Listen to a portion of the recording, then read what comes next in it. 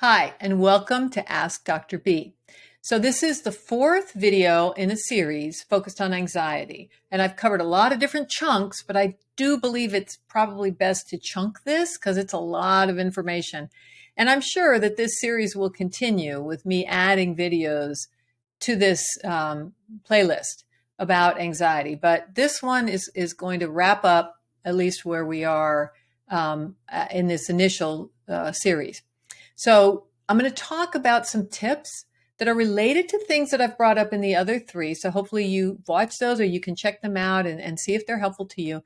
And by the way, if any of these things are helpful to you, please share our channel and share this show, this program with others, because that's what it's all about is sharing and giving people information so that they can take better care of themselves and the people that they care about. Okay.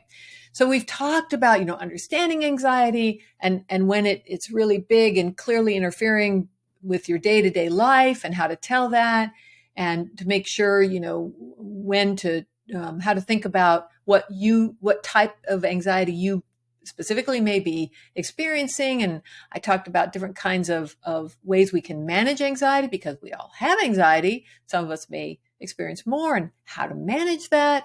And I talked about some different types of therapy, cognitive behavioral therapy, EMDR, exposure therapy. And I just realized, I didn't really talk much about what people think of as talk therapy. So I'm going to stick it in here, and it applies to what this is about. Actually, it's sort of one of the first tips that I'm going to talk about, but in a more expanded way. So talk therapy, going in to understand what it is that you worry about, what are the things that trouble you and why, is very helpful. If we can talk about something, if we can name something and understand where it comes from, we can better address it. So depending on, again, the person that you're working with, you may use a combination of things. You may use one of those other techniques that are very specific to dealing with anxiety. Cognitive behavioral therapy, EMDR, exposure therapy is specific for people who have had very traumatic events.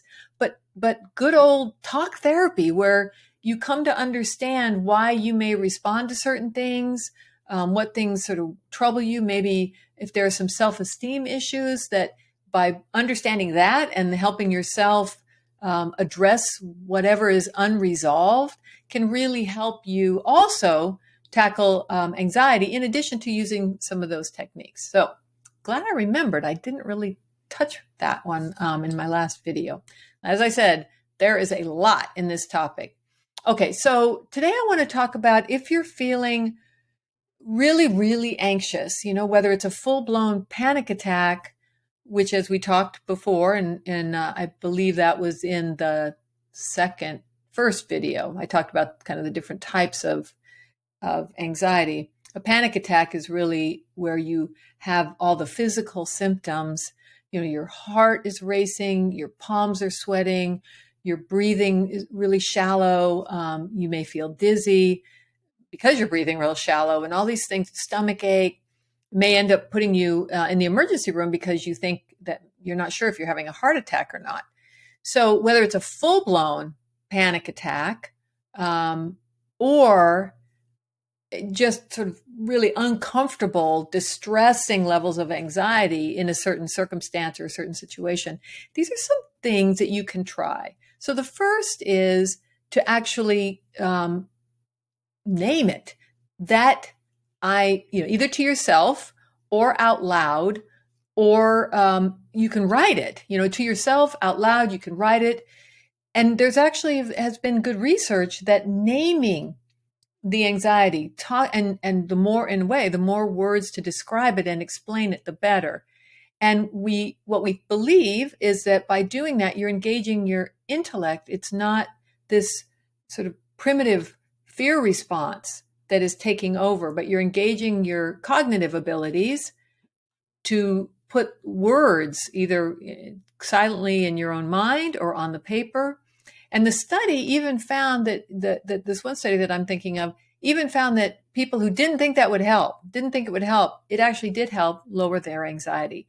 So naming it and having that as a tool that you use. If you start to feel, if you can identify what is causing it, great. But at the very least, talk about what you feel, the worry, the fear. It also helps us get perspective sometimes too. Okay.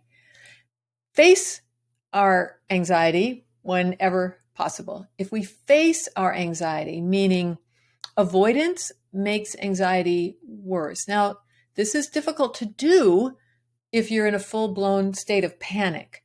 But if you can, and maybe sometimes what you can do is think about the situation when you're not in it and practice then. Imagine yourself facing it. Imagine yourself handling it, meaning just tolerating it. And that's actually effective. If you think about, there are people who put themselves in harm's way, what would be very anxiety-provoking circumstances, whether they're service members or first responders, and their brain over time learns that, oh, well, this must not be a very dangerous situation or not as dangerous as initially experienced because the person keeps putting themselves in it. So I actually am teaching myself that a situation is not threatening. So it's a way to lower your anxiety. So think about it in a lot of different situations. Let's say that you have social anxiety. And so your inclination is to, leave if you go walk into a party and start feeling anxious. What if you can do some of these things to stay in that situation? The more that you stay in the situation and can tolerate it, the more likely you are to diminish the anxiety around it. It's just how we work. And again, if you give some thought to it, you can probably think of situations that maybe initially were very frightening, very anxiety provoking, but then the more you did them, public speaking is one where people have a lot of anxiety and they avoid it. But if you can use Toastmasters or some other process of helping you actually do it more, the more you do it, the more you feel comfortable, the less anxious you feel. So if you're experiencing significant anxiety, the more you can use some of these techniques to stay in the situation, and your body and your brain and everything, starts to calm down, that actually helps you and helps reduce the anxiety going forward. Okay, so name the anxiety, face the anxiety. Another very useful, very important strategy and approach is how you're breathing. So again, remember our earlier conversations where we talked about that anxiety is a very normal human experience, and it is an alert. It is a signal that there's something threatening. And what our bodies do, the sympathetic response, is that we're on alert. We are hyper alert, and so we start to get ready to flee or fight. And so we start taking these short breaths that are actually getting us hyped up. And I'm going to talk about exercise in a minute, because if we just turn that into, activity, it'll discharge some of that. But that's in a second. Right now I'm talking about, so you're breathing really shallow. It makes you feel dizzy. You feel like you can't get a good breath. So if you intentionally focus on your breathing, and you'll see people do this with somebody who's hyperventilating. They'll say, watch me, breathe with me. And the key here is to breathe in, like maybe not 7 seconds, but if you count of 7, so, and then when you breathe out through your mouth, but breathe out for a count of 11 or 5 and 9. But the idea here is breathe in through your nose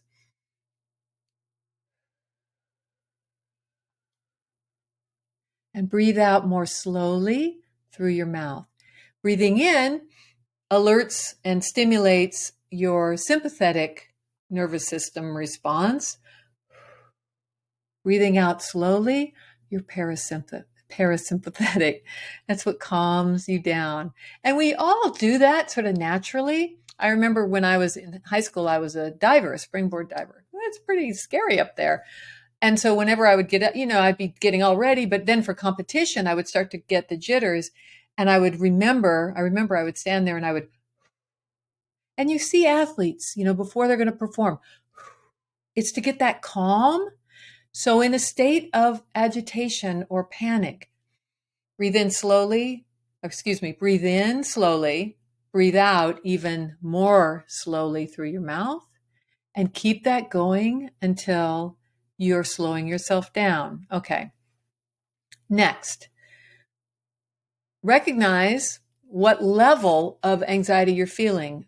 So you're tuning into it. You're going to grade your anxiety, if you will, rate it. So what level of anxiety is this? Maybe it feels like an 8 out of 10. Maybe it feels like a 9. Maybe it feels like a 10. But by doing that, you're engaging again your cognitive skills by labeling it. Then think about, what level would I be okay with? I'm okay if I get to a level 4. I can manage that if it's at a 4. Then you can do these other techniques. Then you can breathe and you can start noticing, okay, now I was at a 9. Now I'm at a 7. Now I'm at a 6.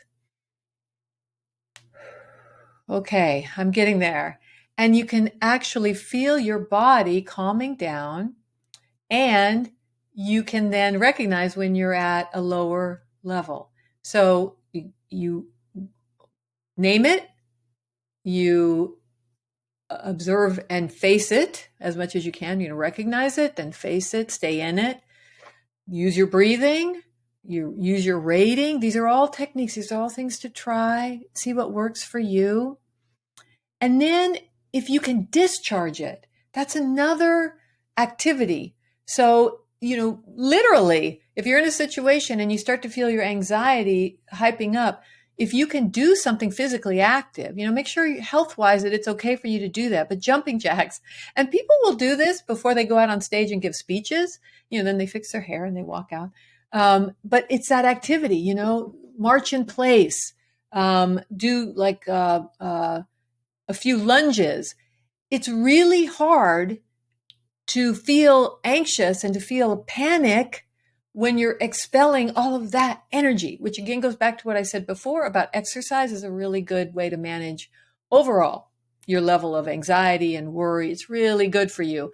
And this is a way that in the moment, if you can, literally do sit-ups, do squats, it's hard to keep that level of anxiety and panic. And then when you calm down, you use when you slow down from the activity, use the breathing, check in and see, okay, what level is it now? And finally, there's a little acronym. It's called AWARE, AWARE, that some people use. The A stands for accept that I am anxious right now. Again, name it, watch it. What level is it right now? Act as normal as possible. That's the AWA, act. So breathe, slow your breathing down, stay there, stay where you are, and know that it will dissipate over time. And then you can feel more that you are in control in a good, healthy way. Repeat those 3 as much as you need to get yourself into a calmer state, more comfortable state. And then E stands for expect the best, because you're taking action. You're not at the mercy of the anxiety. You're taking action. Okay, I feel calmer just doing the breathing and thinking about that. And I've used many of these techniques in my own life. When I was first doing a lot of public speaking, it's stressful. It's anxiety provoking. So try them out, see what works. You can also do some of these things in the comfort of your own, home and space. You can imagine the situation that makes you stressed and anxious, and then do these things and see if that works for you. Again, one size doesn't fit all. The goal is to find out what is the fit for you. Thank you for your questions. Thank you for watching. Thank you for sharing this with others. My goal and our goal together really should be to help each other be well, and I believe we can. Thank you very much.